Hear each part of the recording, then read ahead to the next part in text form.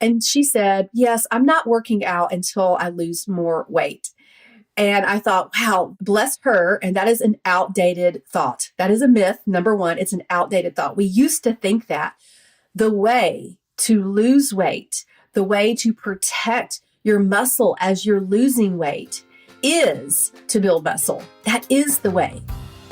Gaining belly fat in perimenopause and menopause, even while eating trim healthy and doing all the right things? Feeling exhausted, inflamed, and so done with the scale? Hey, I'm Chris Honeycutt, Jesus follower, trim healthy coach, and your midlife hype girl. I believe God didn't design you to live stuck, bloated, or burned out. This podcast helps you partner with your hormones, ditch the belly fat, and finally feel strong, calm, and confident in a body you actually enjoy living in. Hello, my friends, and welcome back to the Menopause Makeover Podcast.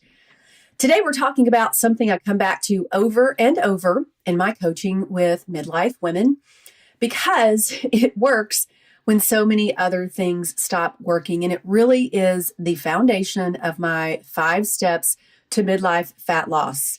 And it really is simple. I want to keep things simple for us because there's so many voices out there that cause confusion and overwhelm. And it really doesn't have to be that.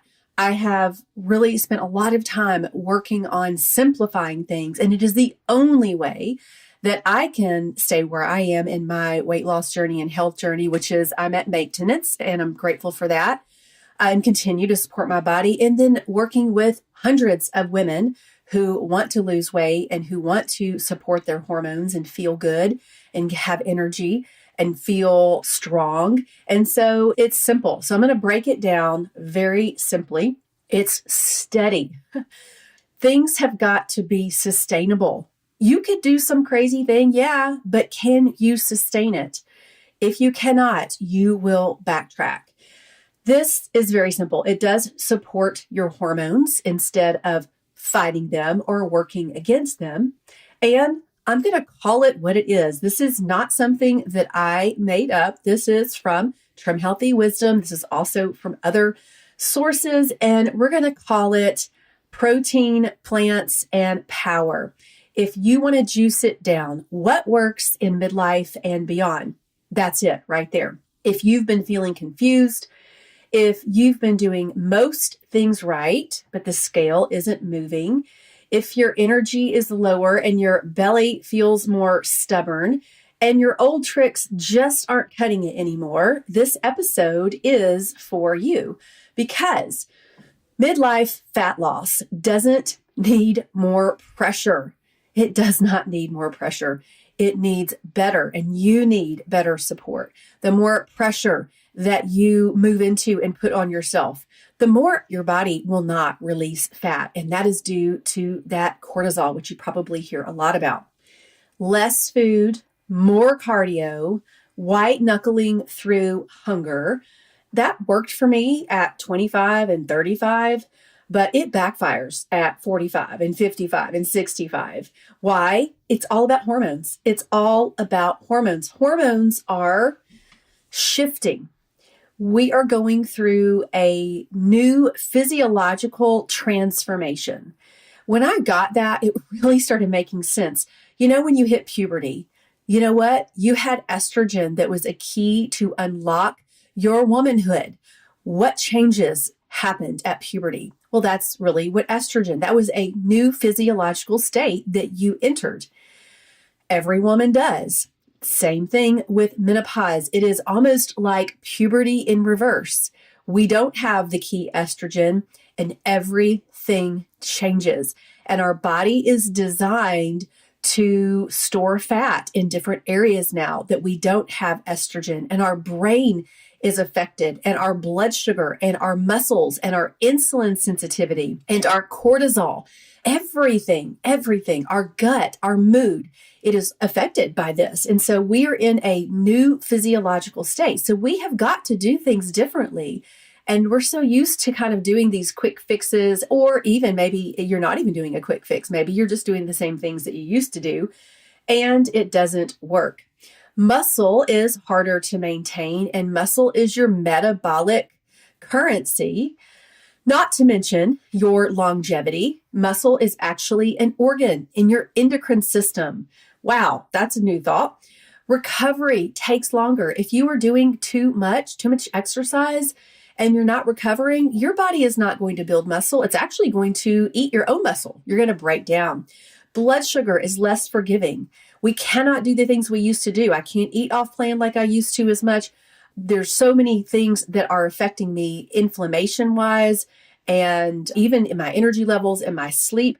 And when I do those things, then my blood sugar is not stable and I am not sleeping well and I am not feeling well. So instead of chasing the quick fixes, we really need a framework that stabilizes our blood sugar, preserves and builds muscle, supports hormones, and actually feels doable long term. And that's where the 3 Ps come in here. We've got protein, plants, and power. So I believe protein is a buzzword right now. And there's a reason for that. It's because there's a lot of studies that are just now coming out specifically done on females, which is awesome. And we are learning that protein is king. It is our midlife non-negotiable. So because this is where most midlife women are underfueled, even if you're eating clean, if you're not working on it, protein is usually where we are underfueled. Protein is not just about weight loss. It is about muscle preservation, metabolism, blood sugar balance, satiety, and hormone support. Do you know that your hormones need protein? It is not just about getting enough protein to lose the belly fat. It is going to affect all these different areas. Muscle is protective. It protects your metabolism. It protects your bones. It protects your independence as you age. And so here really is the coaching truth that I'm going to bring. Muscle is not the reward for weight loss. Muscle is the requirement. I was just talking to somebody on a discovery call and they had lost 50 pounds. Super excited to hear that, but they still had more to go. And she said, yes, I'm not working out until I lose more weight. And I thought, wow, bless her. And that is an outdated thought. That is a myth. Number one, it's an outdated thought. We used to think that the way to lose weight, the way to protect your muscle as you're losing weight is to build muscle. That is the way. It's not wait until, it is the way. So when we undereat protein, our metabolism adapts downward. It slows down. Your body becomes more efficient at holding or storing fat. Hunger usually gets louder and energy drops. And a lot of this too is because of the blood sugar issues. Quick reminder in the middle of today's episode, Midlife Fat Loss Formula enrollment is open right now, and the bonuses are significant. When you join during this window, you will receive $400 off enrollment, 1 extra month of coaching, a 30-minute strategy call with me if you're one of the first 10, plus my midlife workout programs, foundational Trim Healthy for the wise woman, mindset mastery, emotional eating training, a bonus menu pack with travel and snack tools. This is not a quick fix. It's a 6-month transformational program that teaches you how to work with your hormones and your real life. So join me. You can learn more at bit.ly/join fat loss formula. The cart closes on January 28th. I'd love to see you inside. Again, you can go to bit.ly/join fat loss formula. So this is why I teach protein at every meal. Now, this is not a Trim Healthy principle, but if you did want to kind of take it to the next level, you could eat your protein first, and then you can eat your plants and your fiber and your E meal or your S meal. Not a rule, but sometimes can be helpful with midlife stubborn fat loss.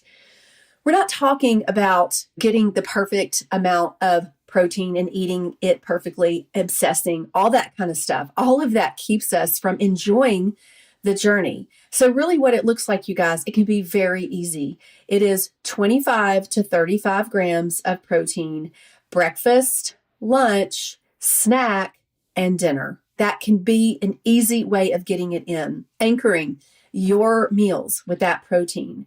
And for those of us that are in menopause, we do sometimes need a little bit more protein because our body is not absorbing it as well as it used to be. And we also need the 3-gram leucine bolus that is in 25 to 30 grams of protein.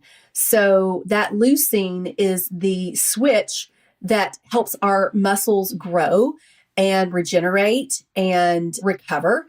And so we actually need that because we're losing muscle pretty rapidly without that extra help. Why? Because hormones, estrogen is out the door. Sometimes testosterone is low. Estrogen is helpful for building muscle. So if you're wondering, like, what happened? Why can't I open the jar anymore? Where did my muscle go? Why can't I get up off the floor? It's because of that estrogen. It's because we're losing muscle. And so we really need to stop the process. We need to halt that process. Stop the train. Stop the muscle loss train. And we do that through protein. And honestly, the muscles use amino acids. Amino acids are building blocks of protein. That is the only thing I remember from high school science. I swear I don't remember anything else. I do remember that. So, when we're talking protein, we want to get quality protein and even utilizing essential amino acids, which are my favorite from Trim Healthy, and utilizing the optimized protein powders. Why? Because they're optimized and they have everything in there that we need. They have the leucine. They have the glycine that's going to open up our cells to receive the fueling. That's what we're doing, is we're fueling our muscle. All right. So the first P is protein. The second P would be plants. These are your hormone helpers. Okay. We grew up, we know we need to eat our veggies, right? Like eat your veggies. But in midlife and menopause, they are your hormone helpers. They are non-negotiable. And I'm sorry if you don't like them. We've got to figure out some ways to get them in. And I'm really good at that. Let me tell you, I love that I can coach women through their obstacles and figure things out. Is it a perfect plate? Maybe? No, but we can figure some stuff out, ladies. I don't listen to excuses, and I hope that you're not telling yourself excuses. So plants, vegetables, fruits, nuts, and seeds. That's what we're talking about here. I know it can feel intimidating at first if you're not used to having vegetables or prepping them or eating them or even liking them. Fiber, I know, feels kind of confusing. You're like, how much fiber is in this and how much do I need? We're looking at 20 to 40 grams of fiber a day. And when you're eating from the plant kingdom, if you're eating every meal from the plant kingdom with your protein, you are getting closely there, if not there. And of course, we can add some additional fiber, such as baobab or psyllium husk or oat fiber, green banana powder, things like that, that can bump it up. And if you've had gut issues, sometimes that keeps us from eating those veggies because it may cause bloating, but there are things that we can do. That's what I love. First of all, if you're eating lots of raw vegetables and that's bothering you, maybe you're going to cook your vegetables or you're going to blanch your vegetables. Maybe you are going to throw some frozen vegetables with some chicken broth in a blender and put it in a soup or sauce. How easy is that? Maybe you can add some of your fruits and or vegetables to a smoothie with your protein and you can blend it up. Maybe we can use some type of enzyme that's going to help you break down your food. There's lots of options here, but plants, they're not optional. Okay. They're non-negotiable. Here's what they do. They provide fiber for blood sugar control.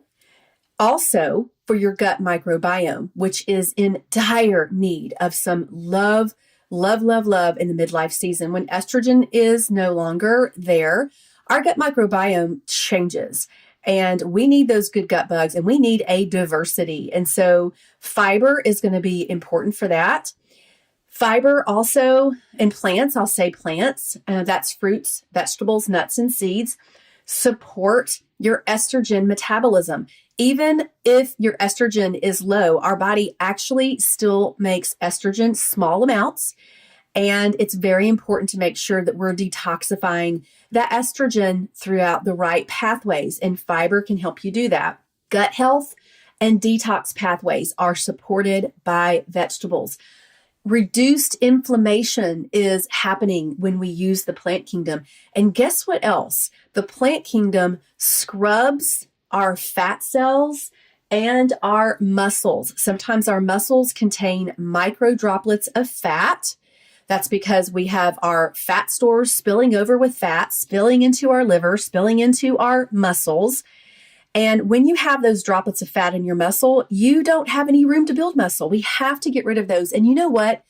One reason why it does take a long time or a longer time to lose the belly fat and to lose weight in midlife or menopause or postmenopause, that is because we have to clean our muscles first. That is because we have to heal our metabolism. And ladies, sometimes that can take 6 months. Just that alone can take 6 months to reduce inflammation and to reduce the micro fat droplets from our muscles and also heal our metabolism.